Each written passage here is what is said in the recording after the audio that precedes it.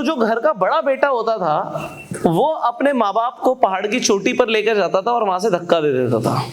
ये उस विलेज का ट्रेडिशन था। भूल जाते हो आज की डेट में, पता है क्या लड़के क्या सोचते हैं, भाई उनकी जॉब लगी, भाई मुझे पहले फोन लेना है, मुझे पहले गाड़ी लेनी है, मुझे पहले घर लेना है, अभी गर्लफ्रेंड का बर्थडे आ रहा है, उसके बर्थडे के लिए मुझे कुछ करना है, वो माँ बाप का भूल जाते हैं। तो आपको समझ आएगा कि अगर 500 रुपए से इतना हो सकता है तो आप लोग तो बहुत पैसे कमाने वाले हैं, राइट? तो फिर बहुत कुछ हो सकता है।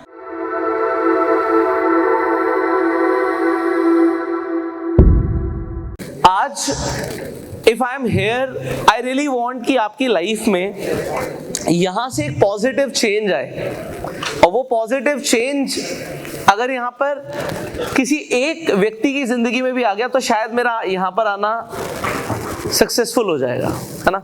सो थोड़ी सी लंबी जर्नी थी, आप सबसे मिलने की खुशी थी, क्योंकि जब भी मैं आप सबसे मिलता हूं ना तो मुझे थोड़ा सा, मतलब मैं सिर्फ 10 साल पीछे चला जाता हूं, बस इतना ही फर्क है ना?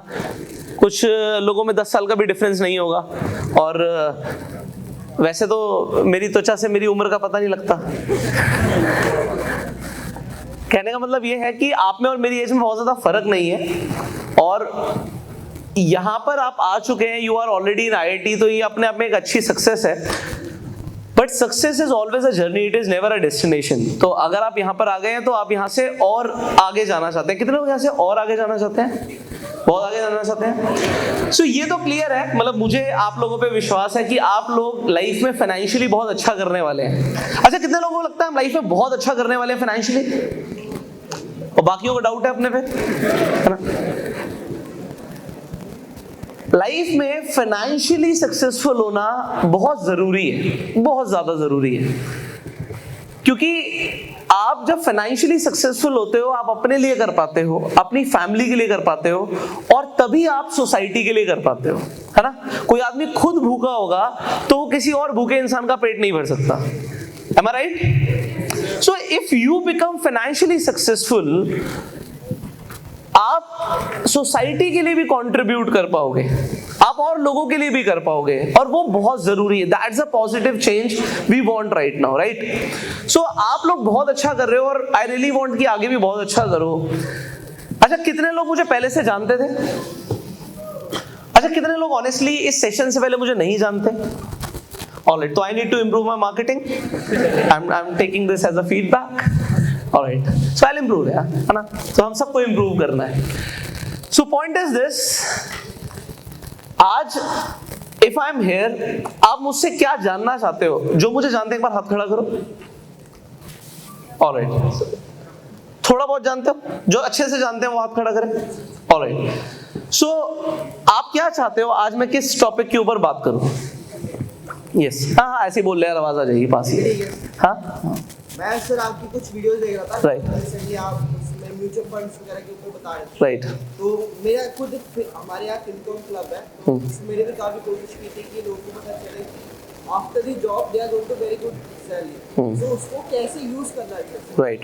सर आप मेरे लिए, मेरे दोस्तों को अच्छे से बता दोगे तो प्लीज थैंक यू। क्या बात है, वेरी नाइस, वेरी नाइस, बहुत बढ़िया। अच्छा, कितने लोग स्टॉक मार्केट में इंटरेस्ट रखते हैं? अच्छा, ऑलराइट। अच्छा, पैसे में तो सभी का इंटरेस्ट होता है ना। सो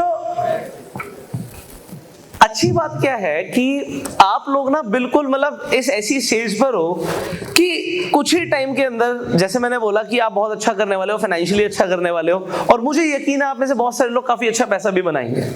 बट उसके बाद भी ना कुछ चेंजेस करने से ना आपकी आगे की फाइनेंशियल जर्नी ना बिल्कुल अलग हो सकती है। तो यहाँ पर मुझे सिर्फ 2 वॉलंटियर्स चाहिए। स्टेज पे कौन आना चाहता है? एक तो आप ही आ जाओ, आजा, एक बार तालियां हो जाएगी, मुझे बड़ा मजा आता है।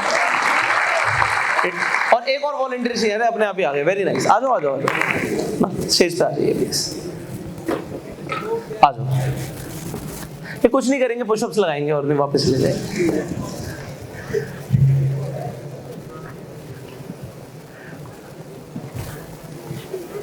आइए अगेन प्लीज, एक बार तालियां हो जाए। अच्छा, आपका नाम? Anmol. Anmol. Hello everyone, my name is Anmol.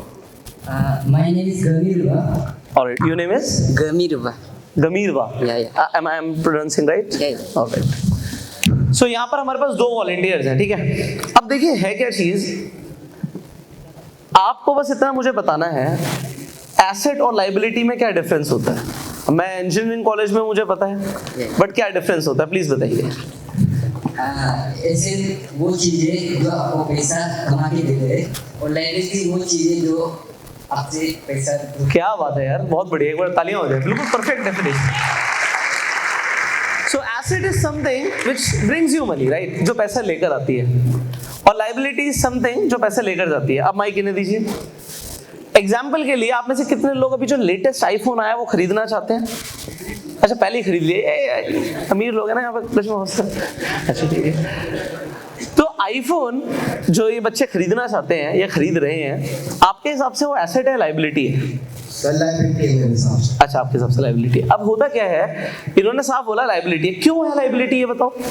Sir अगर किसी मतलब जो डिवाइस बनाया गया था वो बेसिकली ह्यूमन की मतलब हेल्प के लिए बनाया गया था, तो जैसे हम पर्टिकुलरली मैं फोन यूज कर रहा हूं, मैंने आईफोन देख करके एंड्रॉइड पे, राइट राइट, जस्ट बिकॉज़ मैं अपना जिंदगी पे आराम से बना सकूं, वो ज्यादा टेंशन नहीं चाहिए, राइट, तो मेरे टेंशन में 60000 दिए थे, 20 का फोन लिया 40,000 का बना। बहुत बढ़िया, परफेक्ट, बहुत अच्छा इन्होंने काम किया। अब यहाँ से कोई मुझे यहाँ पे ये बताएगा कि चलो आप ही बता दो, आप तो स्टेज पे हो, इस लाइबिलिटी को आप एसेट में कैसे कन्वर्ट कर सकते हो? सो बेसिकली ये है कि अगर हम फोन मतलब तीन का तरीके से यूज कर सकते हैं, या तो सोशल मीडिया अकाउंट चलाना, या फिर आप उसको प्रॉपर नॉलेज गेन करने के लिए इंटरनेट से, राइट। सो बस ये इंस्टाग्राम थोड़ा कम कर दें तो बाकी सब सही हो जाएगा, बाकी सब सही हो जाएगा। अच्छा, अगर उसी फोन को जैसे इन्होंने बोला कि आप सोशल मीडिया के लिए यूज करें, अगर कोई एज अ क्रिएटर बनना चाहता है और वो यूट्यूब के लिए वीडियोस बनाए और उससे कुछ अर्निंग करे, तो शायद वही चीज जो आपके लिए एक लाइबिलिटी है वो आपके लिए एक एसेट बन सकती है ना, थोड़े से चेंजेस। बट यहाँ पर जो स्पोर्ट्स बाइक खरीद के आते हैं बच्चे, वो कुछ कर सकते हैं ऐसा? वो क्या लाइबिलिटी है, एसेट है, पहले तो ये बताओ। वो तो सर बेसिकली इतना पैसे तो वो सर फन नहीं कर रहा, पैसे वैसे बुला चुका है। नहीं, अरे यार, अगर किसी के पास कोई बाइक है तो वो उसके लिए क्या हुआ, एसेट हुआ, लाइबिलिटी हुआ?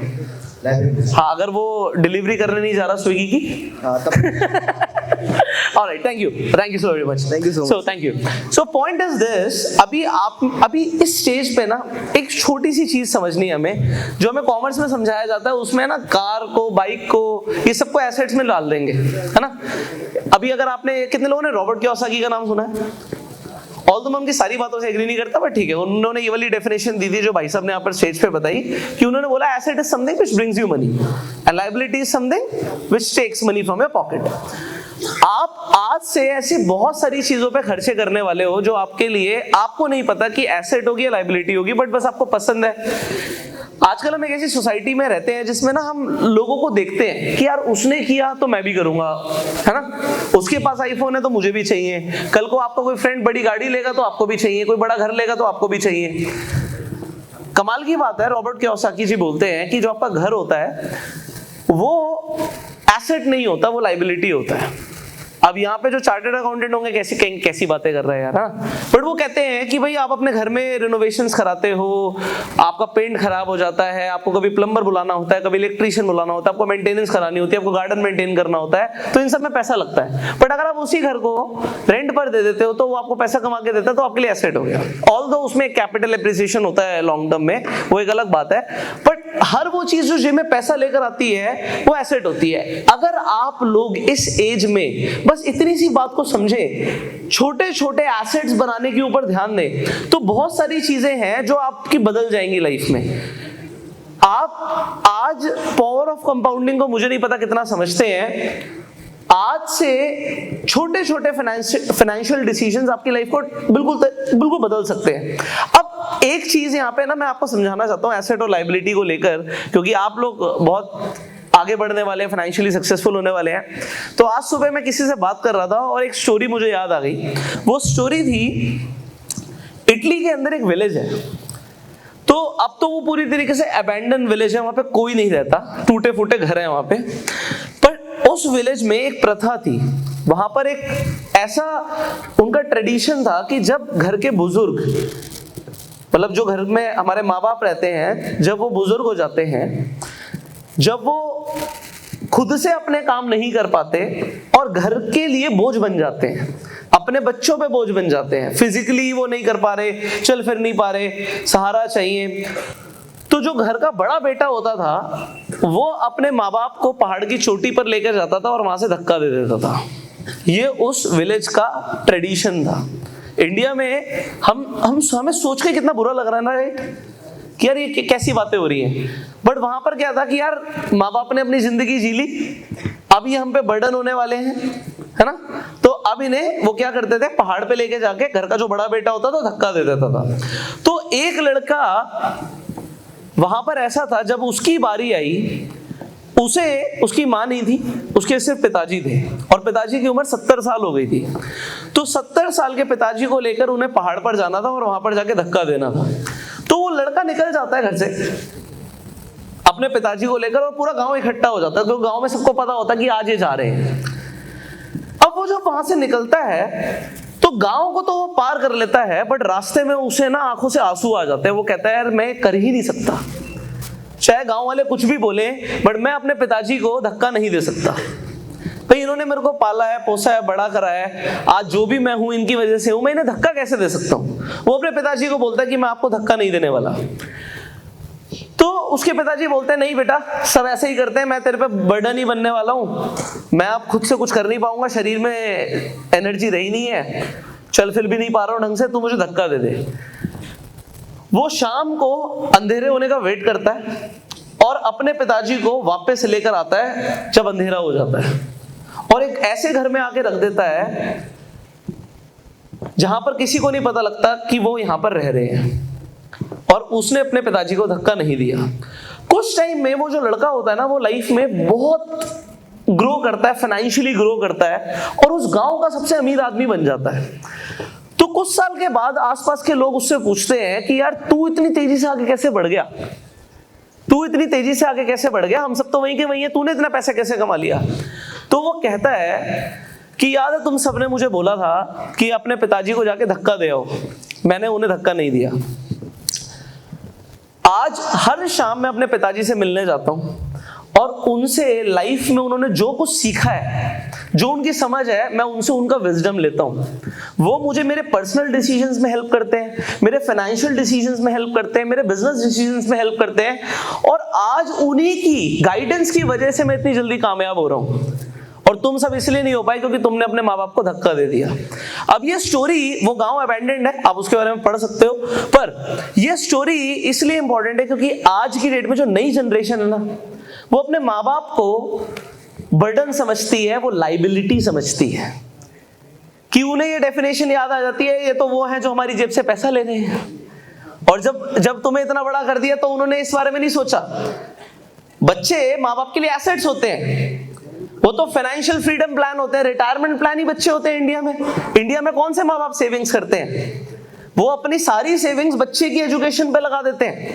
यहाँ पे कितने बच्चों की एजुकेशन के लिए आपके पेरेंट्स ने बहुत मेहनत करी है, no doubt about it. But आप लोग जब ग्रो हो गए ना, आप भूल जाते हो। आज की डेट में पता है क्या लड़के क्या सोचते हैं, भाई उनकी जॉब लगी, भाई मुझे पहले फोन लेना है, मुझे पहले गाड़ी लेनी है, मुझे पहले घर लेना है, अभी गर्लफ्रेंड का बर्थडे आ रहा है, उसके बर्थडे के लिए मुझे कुछ करना है। वो माँ बाप का भूल जाते हैं। वो बागबान मूवी का आपको सीन याद है, तो उसमें जो अमिताभ बच्चन जी चश्मा मांगते हैं और चश्मे के लिए मना कर देते हैं, ईगो पे आता है। पेरेंट्स के लिए भी ये है कि अपने बच्चों को ना अपना रिटायरमेंट प्लान मत बनाओ, आपको उसके लिए फाइनेंशियल प्लानिंग करनी चाहिए। आप सब कुछ बच्चों पे दाव खेल रहे हो कि ये तो मेरी इकलौती बेट है। और जो बच्चा है ना, वो अपने दिमाग में आपको अपना इमरजेंसी फंड लेके चल रहा है। कैसे, मैं आपको समझाता हूँ। बच्चे सब कुछ बढ़िया कर रहे हैं, जॉब कर रहे हैं, सब कुछ कर रहे हैं, अपने लिए कर रहे हैं, बट शादी के लिए पैसा कौन देगा? घर वाले देंगे, वो खुद से नहीं करेंगे। कोई इमरजेंसी आ गई तो घर वाले संभाल लेंगे। वो कैसे संभालेंगे वो नहीं पता, वो पैसे कैसे लाएंगे नहीं पता, जमीन बेच के लाएंगे या लोन लेके लाएंगे हमें नहीं पता, बट पापा संभाल लेंगे, मम्मी संभाल लेंगी, और पेरेंट्स हमेशा बोलते हैं मैं देख लूंगा। So there are two things. Parents के लिए उन्हें ये समझना है कि हमारे बच्चे हमारा रिटायरमेंट फंड नहीं है, और आपके पेरेंट्स आपका इमरजेंसी फंड नहीं है। आपको सेल्फ मेड बनना है भाई, और आपके पेरेंट्स आप पे कोई लाइबिलिटी नहीं है। अगर आप लाइबिलिटी को एसेट में कन्वर्ट करना सीख लो और समझ लो तो, है ना। तो हम क्या ना, मॉडर्न कल्चर से बहुत ज्यादा प्रभावित होते हैं। तो मैं बहुत विदेश की यात्राएं करता हूँ, बट आपने देखा होगा मैं अपनी फैमिली के साथ करता हूँ। तो वहां पे मैंने क्या देखा कि 18 साल का बच्चा होता है, घर छोड़ देता है।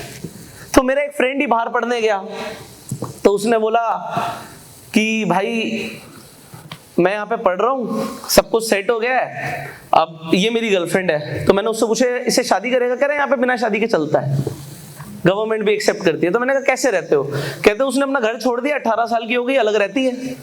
मैंने उसके माँ बाप से भी मिल लिया। तो 18 साल के बाद बच्चे घर छोड़ देते हैं, इनफैक्ट माँ बाप भी घर से निकाल देते हैं। और अगर आपको माँ बाप के घर में रहना है तो वहां पे रेंट देना पड़ता है माँ बाप को, आपको पता है? कई देशों में ऐसा है कि माँ बाप को आपको रेंट देना पड़ता है। अब आप सोचो, अगर आप में से कई लोग पेरेंट्स के साथ रहे और पेरेंट्स बोले कि भाई हमें रेंट दे, तो आप वो कैसी बातें कर रहे हो भाई, ऐसा थोड़ी होता है ना? तो जब चीजें बदल रही हैं, आज की डेट में बच्चे पढ़ लिख लेते हैं, मेट्रोपॉलिटन सिटीज में चले जाते हैं, विदेश चले जाते हैं।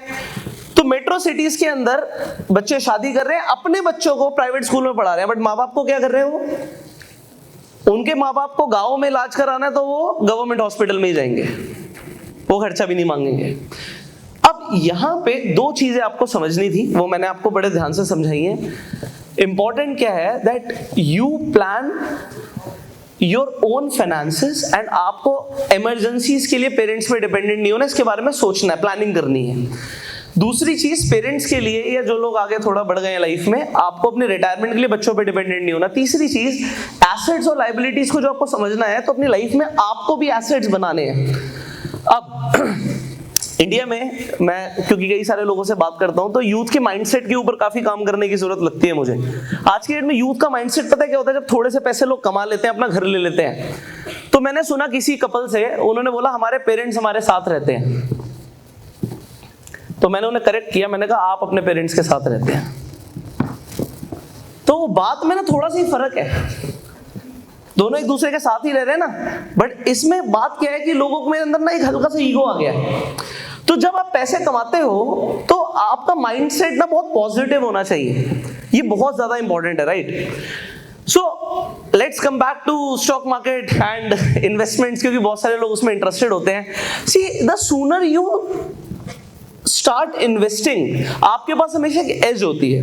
वो आपको एज कैसे पता लगेगी? तो आज मैं आपको एक फन एक्टिविटी दे रहा हूं, आप थोड़ा सा टाइम निकालिएगा, इंटरनेट पे गूगल पे लिखिएगा, सिंपल। अभी मैं SIP कैलकुलेटर आपको बोल रहा हूं, है तो बहुत सारी चीजें, बट टाइम बहुत लिमिटेड है, तो बहुत सारी चीजों के ऊपर डिस्कशन नहीं हो सकती। तो आप क्या कीजिए, एक SIP कैलकुलेटर लिखिए और उसमें ना आप खेलिएगा थोड़ा सा, आप कितना पैसा हर महीने इन्वेस्ट कर सकते हैं। तो किसी के लिए 500 रुपए भी हो सकता है ना?